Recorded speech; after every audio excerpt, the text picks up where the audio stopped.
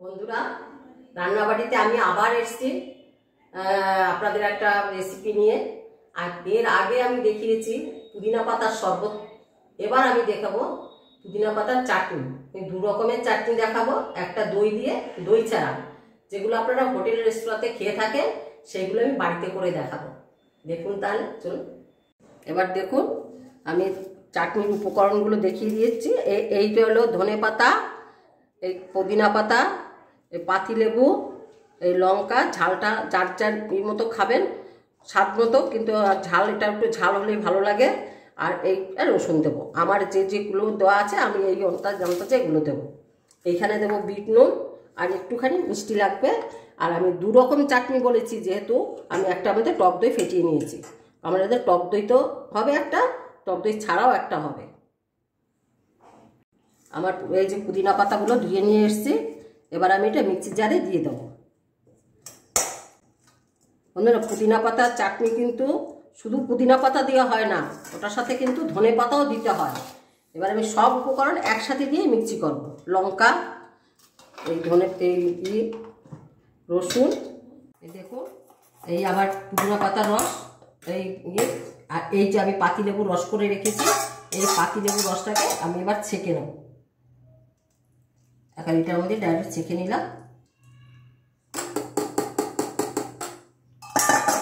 এখন এটার মধ্যে আমি বিট নুন দেবো।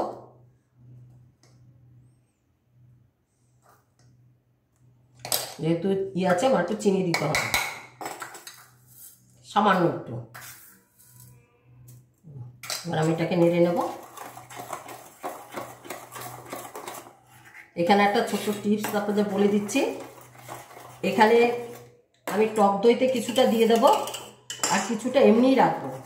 কিন্তু এই যে ভিনিগারটা, এই ভিনিগারটা যদি আমি চাটনি দেই তাহলে আমার এই চাটনিটা অনেক দিন থাকবে।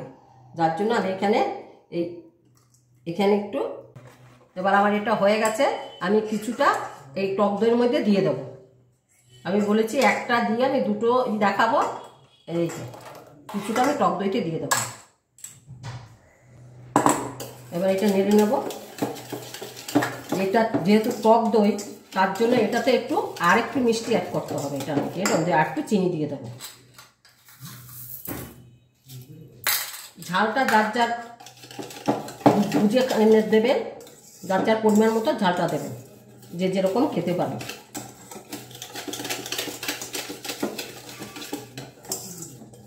আবার পুদিনা পাতার চাটনি হয়ে গেল দুই রকমের।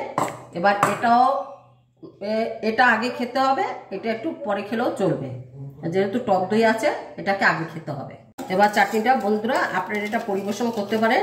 এটা ডিনারের সাথেও পাশে নিয়ে একটু খেতে পারেন, একটু ভাতের সাথেও খেতে পারেন। এটা সব কিছুতে চলে। আপনারা হোটেল রেস্তোরাঁয় দেখেন, এটা যখন নাকি দেয় তখন এটাকে সব কিছুতেই দেয়। আপনারাও এটা দিয়ে খেতে পারেন। তবে টক দইটা বেশি দিন থাকে না, এটাকে একটু আগে খাবেন। এটা আপনি কাঁচের শিশিতে ভরে রাখবেন, এটা অনেক দিন রেখে খেতে পারবেন, যেহেতু আমি ভিনিগার দিয়ে দিয়েছি এটাতে। দেখুন বন্ধুরা, আপনারা করে খেয়ে দেখুন। হোটেল রেস্তোরাঁ যাবেন না খেতে। যদি ভালো লাগে আমার ফেসবুকে লাইকটা একটু শেয়ার করে দেবেন আর সাবস্ক্রাইব করবেন। আজকের মতো এখানেই শেষ।